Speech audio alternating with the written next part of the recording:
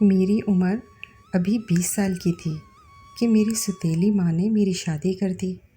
وہ جیسی بھی تھی مگر میرے لیے اس نے اچھا ہی سوچا تھا۔ میرے شوہر انگلینڈ میں اپنی فیملی سمیت رہتے تھے، میں بھی نکاح کے 6 ماہ بعد رخصت ہو کر انگلینڈ آ گئی۔ میں بنیادی طور پر ایک گھریلو عورت تھی، مگر شوہر چاہتے تھے میں بھی جاب کروں۔ اللہ نے مجھے 2 بچوں سے نواز دیا۔ میری ساس گھر پہ ہی ہوتی تھی اور بچوں کی دیکھ بھال آسانی سے کر لیتی تھی۔ بڑی بیٹی ہانیہ 4 سال کی اور چھوٹی بیٹی شائنہ 6 ماہ کی ہوئی تھی۔ انہی دنوں میری ساس کی طبیعت خراب رہنے لگی، مگر وہ کسی کو ظاہر نہیں ہونے دیتی تھی۔ اکثر ہانیہ شکایت کرتی کہ دادو کمرے میں کسی سے بات کرتی ہیں، مگر میں اس کو چپ کرواتی تھی کہ فون پر بات کر رہی ہوں گی۔ وقت گزرتا گیا اور میری چھوٹی بیٹی 2 سال کی ہو گئی۔ ان دنوں ساس بے حد بیمار ہو گئیں، حتیٰ کہ وہ کسی سے بات کرنا بھی چھوڑ گئیں۔ میں اس صورتحال سے کافی پریشان تھی۔ ڈاکٹرز نے ان کو ہسپتال میں داخل کر لیا۔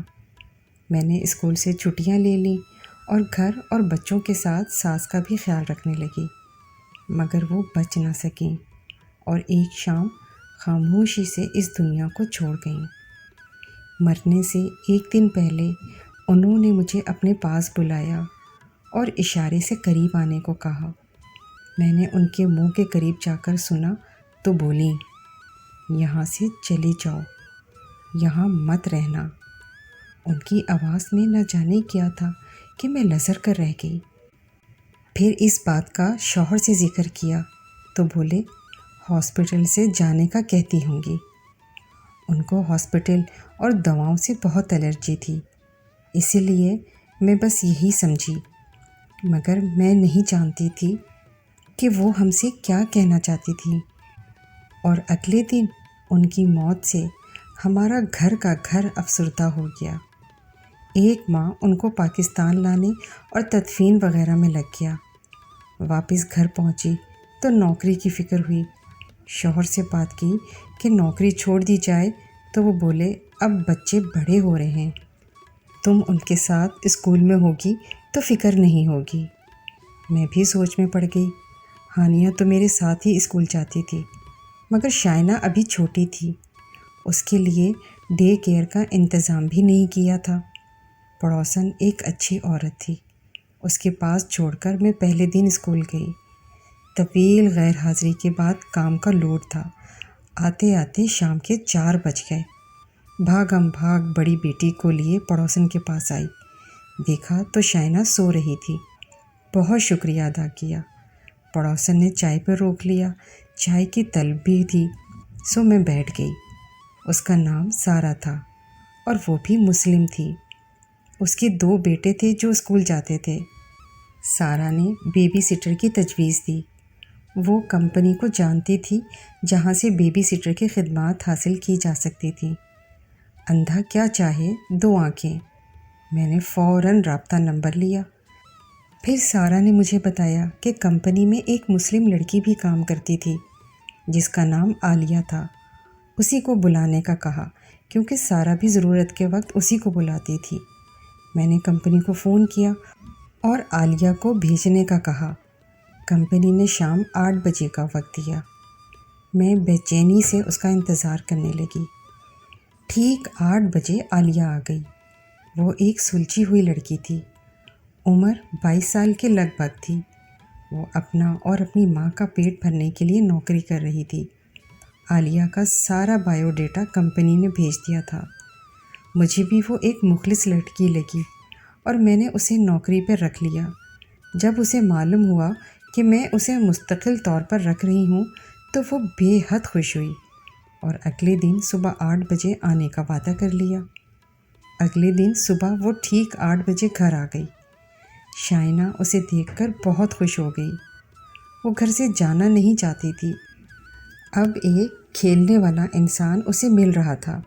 وہ جلد ہی دوست بن گئی۔ میں اور میرے شوہر بہت مطمئن ہو گئے اور اپنے اپنے کام پہ چلے گئے۔ شائنہ ایک خوش مزاج بچی تھی۔ وہ 2 سال کی ہو گئی تھی اور بہت باتیں کرنے لگی تھی۔ پورے گھر میں بھاگتی دوڑتی پھرتی۔ پھر ہانیہ اسکول سے آ جاتی تو دونوں مل کر بہت ادھم مچاتی تھیں۔ دیکھتے ہی دیکھتے ایک ماہ گزر گیا اور عالیہ نے میرا بھروسہ جیت لیا۔ وہ ایک اچھی اور مخلص لڑکی تھی۔ کچھ دنوں سے میں دیکھ رہی تھی کہ وہ مجھ سے کچھ کہنا چاہتی تھی۔ کئی بار وہ کچھ کہنا شروع کرتی مگر بات کو چھوڑ دیتی اور خدا حافظ کہہ کر نکل جاتی۔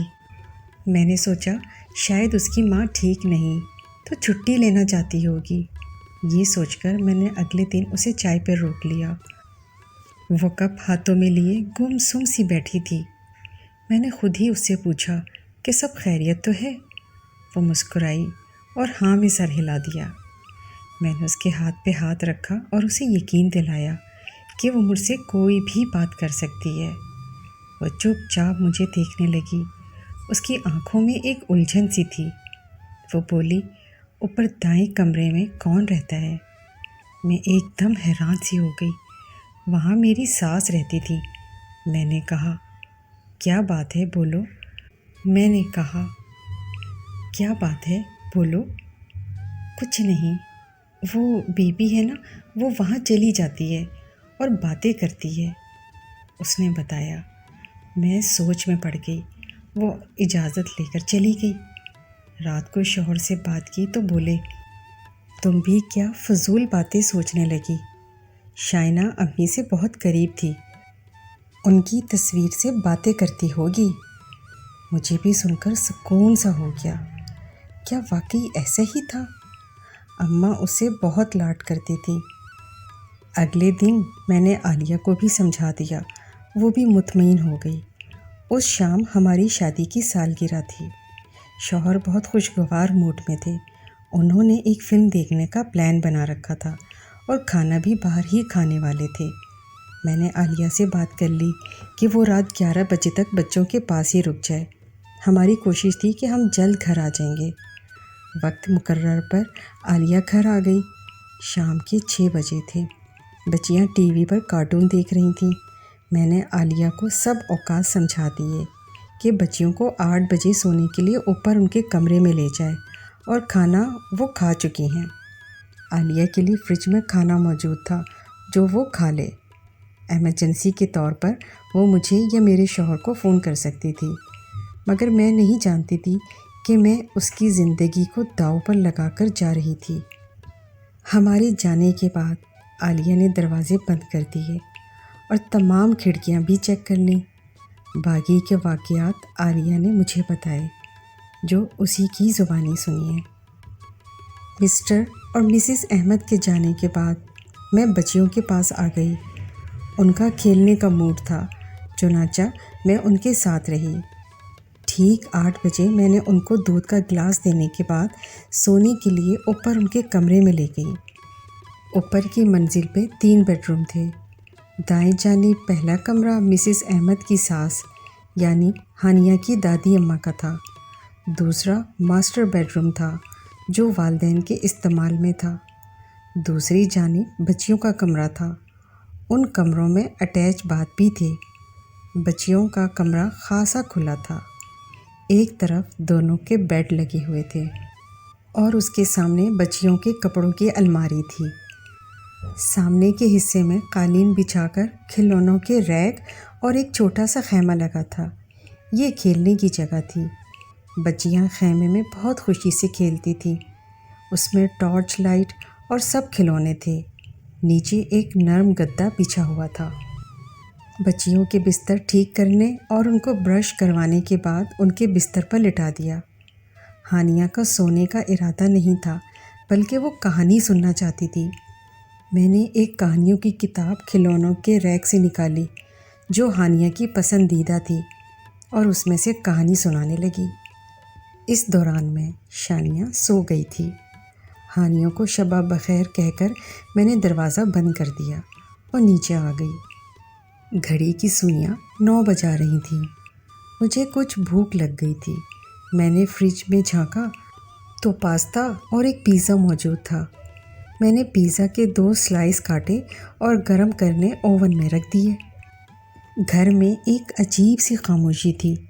مجھے گھبراہٹ سی ہونے لگی تو ماں کو فون ملایا۔ ان سے بات کر کے کافی سکون محسوس ہوا۔ ان سے اپنی گھبراہٹ کا ذکر کیا تو وہ بولی، اکثر نئی جگہ پر ایسا ہوتا ہے، دن میں جہاں کوئی الجھن نہیں ہوتی وہاں رات میں عجیب سی اجنبیت محسوس ہوتی ہے۔ تم پریشان نہ ہو، 2 گھنٹے میں گھر والے آ جائیں گے تو تم آ جانا، میں تمہارے انتظار میں جاگ رہی ہوں۔ یہ بات سن کر مجھے بھی حوصلہ ہوا۔ واقعی میں خواہ مخواہ گھبرا رہی تھی۔ فون بند کر کے میں وہیں کھڑی سوچ ہی رہی تھی کہ اچانک اوون کی بیپ ہوئی اور میں اچھل پڑی۔ اوہو، مجھے کیا ہو گیا ہے؟ میں نے خود کلامی کی اور اوون سے پیزا نکال کر فریج سے ایک سوڈا کین لے کر لاؤنج میں آ گئی۔ ٹی وی لگانے کے لیے جب ریموٹ کے لیے نظر دوڑائی تو وہ کہیں نظر نہ آیا۔ میں نے صوفہ، کشن، میز کے نیچے ہر جگہ تلاش کیا مگر اسے نہ ملنا تھا نہ ملا۔ تھک کر میں صوفے پر بیٹھ گئی اور پیزا کھانے لگی۔ ابھی میں نے 2-3 نوالے ہی کھائے ہوں گے کہ مجھے ہنسنے کی آواز سنائی دی۔ میں نے پلیٹ میز پر رکھ کر سیڑھیوں کے پاس آ کر کان لگائے۔ اسی وقت دوبارہ ہنسی کی آواز سنائی دی۔ یہ دونوں ابھی سوئی نہیں ہیں، میں دل ہی دل میں کہتی ہوئی اوپر آ گئی۔ کمرے کا دروازہ کھلا تھا، جبکہ مجھے یاد پڑتا تھا کہ میں اسے بند کر کے گئی تھی۔ میں نے آہستہ سے دروازہ کھولا۔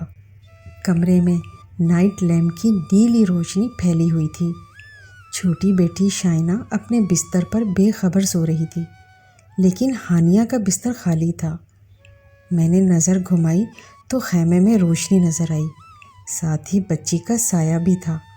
میں خیمے کی طرف گئی اور نیچے بیٹھ کر اسے کھولنے لگی۔ ہانیہ، ساتھ ہی میں نے دھیرے سے کہا، آپی میں یہاں ہوں۔ مجھے اپنے پیچھے سے آواز آئی۔ میں نے بیٹھے بیٹھے گردن گھما کر دیکھا تو ہانیہ بیڈ کے نیچے تھی۔ اس نے اشارہ کیا کہ وہ خیمے میں نہیں ہے۔ میرا دماغ چکرا کر رہ گیا۔ میں نے آگے بڑھ کر خیمہ کھول دیا مگر اس میں کوئی نہ تھا۔ ٹارچ جل رہی تھی۔ میں گھبرا کر اٹھ کھڑی ہوئی۔ مجھے کچھ سمجھ نہیں آ رہا تھا۔ میں نے شائنہ کو سوتے ہوئے ہی گود میں اٹھایا اور ہانیہ کا ہاتھ پکڑ کر نیچے اترتی چلی گئی، مگر ہانیہ نے ہاتھ چھڑا کر واپس اوپر کی طرف جانا چاہا۔ میں نے اسے روکنے کو کہا۔ شائنہ کو صوفے پر لٹا کر میں نے اسے بلایا۔ میں واپس جا رہی ہوں سونے کے لیے، اس نے کہا اور سیڑھیاں چڑھنے لگی۔ وہ لارا تھی، میری فرینڈ، امیجیزی فرینڈ، اس نے کہا تو میں سناٹے میں پڑ گئی۔ تم بستر کے نیچے کیوں تھی؟ میں نے پریشانی سے پوچھا۔ اس کی ماما آ گئی تھی، وہ مجھے اچھی نہیں لگتی، ڈراتی ہیں، وہ بالکل نارمل انداز میں بتا رہی تھی۔ میرا دماغ چکرا رہا تھا۔ خیمے میں ضرور کوئی تھا۔ کون تھا وہ؟ یا میرا وہم تھا؟ مجھے کچھ سمجھ نہیں آ رہی تھی۔ اس دوران ہانیہ اوپر چلی گئی اور میں ساکت بیٹھی چھوٹی کو دیکھتی رہ گئی۔ جو کچھ بھی تھا اس کا واسطہ اوپر کی منزل سے تھا۔ میرا وہم تھا یا حقیقت؟ ہانیہ کو نیچے لے آتی ہوں جب تک اس کے والدین نہیں آ جاتے، یہ سوچ کر میں ایک نظر سوئی ہوئی شائنہ پر ڈال کر اوپر جانے لگی۔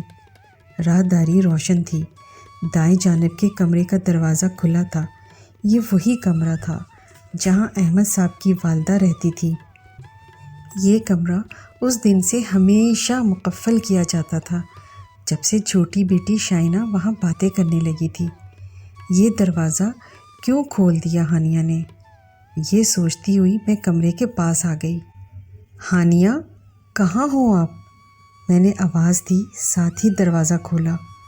کمرے میں اندھیرا تھا۔ میں نے لائٹ کا بٹن تلاش کیا۔ بٹن دباتے ہوئے میں نے الماری میں آہٹ سنی۔ کمرہ خالی تھا۔ کمرے کے وسط میں بیڈ بچھا تھا۔ اس کے سامنے والی دیوار میں ایک بڑی کھڑکی تھی اور بیڈ کے دوسری طرف ایک دیوار پر ایک بڑی سی الماری تھی۔ آہٹ وہیں سے سنائی دی تھی۔ میں پریشانی سے الماری کی طرف گئی۔ ہانیہ آپ یہاں ہو؟ میں نے اس کی ہینڈل کو چھوا۔ اسی وقت میرے پاؤں پر کسی نے ہاتھ رکھا۔ ہانیہ ہمیشہ بیڈ کے نیچے چھپ کر کھیلتی تھی۔ پھر میں نے دیکھے بنا کہا، یہ کھیلنے کا وقت نہیں ہے۔ اسی دم پیچھے سے آواز آئی، آپی میں یہاں ہوں۔ میں نے جھٹکے سے مڑ کر دیکھا تو ہانیہ دروازے میں کھڑی تھی۔ تو یہ ہاتھ کس کا تھا؟ میں نے نیچے دیکھا تو ایک سفید سا بازو نظر آیا اور میرے حلق سے چیخ نکل گئی۔ میں بری طرح دوڑتی ہوئی نیچے آ گئی۔ ہانیہ میرے ساتھ تھی۔ میں اس گھر میں نہیں رہ سکتی، مجھے جانا ہوگا۔ چلو بچوں، ہمیں جانا ہوگا ابھی، میں نے ہانیہ سے کہا اور شانیہ کو اٹھانا چاہا، مگر صوفہ خالی تھا۔ شائنہ وہاں نہیں تھی۔ شائنہ کے غائب ہو جانے سے میری حالت غیر ہو گئی۔ میں چیخ چیخ کر آوازیں دینے لگی۔ ہانیہ بھی ڈر گئی تھی۔ مجھے کوئی جواب نہ ملا تو میں صوفے پر گر کر رونے لگی۔ میرا ذہن معاف ہو گیا تھا۔ ہانیہ مجھ سے لگ کر رونے لگی۔ پھر اسے روتا دیکھ کر میں نے خود کو سنبھالا۔ مجھے ہمت کرنی ہوگی، ایسے کچھ نہیں ہو سکتا تھا۔ میں ان بچوں کی نگران تھی، میں انہیں کچھ نہیں ہونے دے سکتی تھی۔ چاہے کچھ بھی ہو جائے، مجھے بچیوں کی حفاظت کرنی ہوگی۔ میں نے آنسو پونچھ ڈالے، ہانیہ کو ساتھ لپٹا لیا، اس کو تسلی دی اور کہا، ہمیں شائنہ کو ڈھونڈنا ہے، ہم اسے پورے گھر میں تلاش کریں گے، وہ کہیں نہیں جا سکتی، وہ یہیں ہوگی اسی گھر میں۔ یہ سب سمجھانے کے بعد ہم نے شائنہ کو ڈھونڈنا شروع کر دیا۔ نیچے ڈرائنگ روم اور ٹی وی لاؤنج کے علاوہ ایک اسٹڈی روم بھی تھا۔ میں وہاں گئی، ہانیہ بھی میرے پیچھے پیچھے تھی۔ پورا کمرہ خالی تھا، وہاں کوئی نہیں تھا۔ میں نے شانیہ کو آواز دی مگر کوئی جواب نہ ملا۔ ہانیہ باہر نکل گئی، میں اس کے پیچھے ہی باہر آ گئی۔ میں نے سوچا فون کروں اور مسز احمد کو یہ سب بتاؤں، مگر وہ میری بات کا یقین نہ کرتی اور شائنہ کا خیال نہ رکھنے کے لیے الٹا مجھے ہی سناتی۔ میں نے شائنہ کے بارے میں سوچنا شروع کر دیا۔ وہ کہاں جا سکتی ہے؟ کہیں اپنی دادی اماں کے کمرے میں تو نہیں چلی گئی؟ یہ خیال آتے ہی میرا دل زور زور سے دھڑکنے لگا۔ اس کمرے میں ہی وہ ہاتھ دکھائی دیا تھا، مگر بچی کو اگر کچھ ہو جاتا تو میں اپنے آپ کو زندگی بھر معاف نہ کرتی۔ میں سیڑھیوں کے قریب آئی، اسی وقت مجھے رونے کی آواز سنائی دی۔ آواز اوپر سے ہی آ رہی تھی۔ شائنہ وہ اوپر تھی۔ میں سیڑھیاں چڑھ کر اوپر جانے لگی۔ ہانیہ مجھے روکنا چاہتی تھی، مگر میں نے اسے وہیں رکنے کا کہا اور خود اوپر چڑھنے لگی۔ راہداری بالکل سنسان پڑی تھی۔ میں وہیں کھڑی سننے کی کوشش کر رہی تھی کہ آوازیں کہاں سے آئی تھی۔ اسی وقت میں نے دوبارہ رونے کی آواز سنی۔ آواز بالکل مدھم سی تھی۔ میں آہستہ آہستہ قدموں سے چلتی ہوئی کمرے کے قریب آئی۔ وہی خوفناک کمرہ۔ میں نے دروازے سے کان لگایا، آواز اندر سے آ رہی تھی۔ میں نے جلدی سے ہینڈل گھمایا مگر وہ نہ گھما۔ دروازہ لاک تھا۔ میرا سر بھاری ہونے لگا۔ یہ دروازہ تو کھلا تھا جب میں اور ہانیہ نیچے بھاگے تھے، مگر اب یہ لاک تھا اور چھوٹی بیٹی شائنہ اندر تھی۔ اسے کھولنا ہوگا۔ میں نے زور زور سے دروازہ دھڑ دھڑایا مگر وہ نہ کھلا۔ رونے کی آواز بند ہو گئی تھی۔ میں نے چابی کی تلاش میں ادھر ادھر دیکھا۔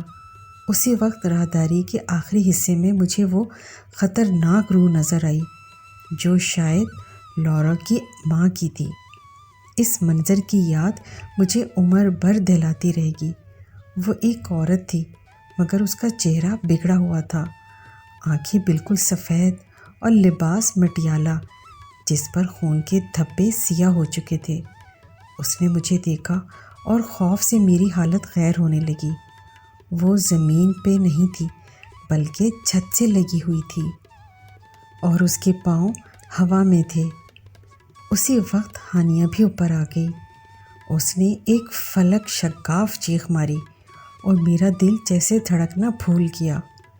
میری آنکھوں کے سامنے اچانک اس کمرے کا دروازہ کھلا اور ہانیہ ایک جھٹکے سے اس میں چلی گئی۔ دروازہ دوبارہ بند ہو گیا۔ نہیں، تم ایسا نہیں کر سکتی۔ میری چیخ گلے میں ہی گھٹ کر رہ گئی۔ اتنے میں دروازے کی طرف بھاگی۔ اسی وقت وہ میرے کان کے قریب چلائی، لیو اس الون، ہمیں اکیلا چھوڑ دو۔ وہ تو میرے پیچھے کھڑی تھی۔ مجھے ایک زوردار جھٹکا لگا اور میں ہوا میں اڑ کر سیڑھیوں سے ٹکرائی اور لڑکتی ہوئی سیڑھیوں سے نیچے جا گری۔ میرا سر ریلنگ سے ٹکرایا اور آنکھوں کے سامنے اندھیرا چھا گیا۔ بے ہوش ہونے سے پہلے آخری آواز جو میں نے سنی وہ ہانیہ کی چیخ کی آواز تھی۔ اس کے بعد مجھے کچھ ہوش نہ رہا، یہاں تک کہ واقعات عالیہ نے مجھے سنائے۔ ہم جب کھانے کے بعد گھر پہنچے تو گاڑی سے نکلتے ہی ہمیں ہانیہ کی چیخیں سنائی دیں۔ میں اور میرے شوہر گاڑی بند کرنا بھول کر گھر کے اندر بھاگے۔ دیکھا تو عالیہ سیڑھیوں کے نیچے بے ہوش پڑی تھی اور اس کے ماتھے سے خون بہہ رہا تھا۔ ہانیہ اور شاہنہ اوپر چلا رہی تھیں، ساتھ ہی دروازہ پیٹنے کی آوازیں بھی آ رہی تھیں۔ ہمیں کچھ سمجھ نہیں آیا کہ یہ کیا ہوا تھا۔ عالیہ کی حالت کافی خراب تھی۔ میرے شوہر نے ایمبولینس کو فون کیا اور میں اوپر بھاگی۔ اوپر پہنچی تو دیکھا میری ساس کے کمرے سے بچوں کی آوازیں آ رہی تھیں۔ میں نے ہینڈل گھمایا تو دروازہ کھل گیا۔ اندر دونوں بچیاں بند تھیں، رو رو کے برا حال تھا۔ ہانیہ کے بائیں گال پر نیل پڑا تھا اور ہونٹ بھی پھٹا ہوا تھا۔ اس نے مجھے دیکھا تو روتی ہوئی مجھ سے لپٹ گئی۔ شائنہ زمین پر لیٹی تھی، اس کے ہاتھ میں ایک ڈائری تھی۔ میں نے اسے گود میں لیا اور نیچے آ گئی۔ عالیہ کے لیے ایمبولینس آ گئی تھی، وہ ابھی تک بے ہوشی تھی۔ ہانیہ اسے دیکھ کر آپی آپی چلانے لگی۔ آپی کو کیا ہوا؟ وہ مجھ سے پوچھ رہی تھی۔ میری سمجھ میں کچھ نہیں آ رہا تھا۔ ہم سب ہاسپٹل چلے گئے۔ عالیہ کی والدہ کو بھی اطلاع دے دی گئی تھی، وہ بھی وہاں آ گئی تھیں۔ ڈاکٹر نے بتایا کہ عالیہ کو گہری چوٹیں نہیں ہیں، وہ جلد ٹھیک ہو جائے گی، اور ہانیہ کو بھی دوا دے دی۔ ہانیہ نے بھی مجھے بتایا کہ دادی اماں اسے کمرے میں لے گئی تھیں اور شائنہ کو بھی۔ ہم نے وہاں یہی کہا کہ دونوں سیڑھیوں سے گر گئی تھیں۔ شائنہ کے پاس جو ڈائری تھی وہ میری ساس مرحومہ کی تھی۔ اس کو پڑھا تو معلوم ہوا اس گھر میں کئی سال پہلے ایک ماں بیٹی کو قتل کر دیا گیا تھا۔ پولیس کو قاتل کا سراغ نہ مل سکا۔ بعد میں معلوم ہوا کہ باپ ہی ان دونوں کا قاتل تھا۔ ان کی روح اب تک وہیں تھی، وہ وہاں کسی کو آباد نہیں دیکھ سکتی تھی۔ میری ساس نے ایک روحانی عمل کے ذریعے ان کو اپنے کمرے تک محدود رکھا تھا، مگر ان کی وفات کے بعد وہ بچیوں پر حاوی ہونے لگی تھی۔ دوسرے روز عالیہ نے جب یہ سب واقعات سنائے تو مجھے اپنی ساس کی بات یاد آئی کہ یہاں سے چلے جانا، یہاں مت رکنا۔ عالیہ نے جو کیا میں اس کا بدلہ نہیں دے سکتی تھی۔ اس نے اپنی جان کو خطرے میں ڈالا تھا۔ پھر ہم نے اسی ہفتے مکان بدل لیا۔ اس عرصے کے دوران میں اپنے بچوں کے ساتھ ایک ملنے والوں کے گھر رہی۔ میری بچیاں اور عالیہ آج بھی بہت اچھے دوست ہیں، اور عالیہ اور اس کی والدہ ہمارے گھر کے فرد کی طرح ہیں۔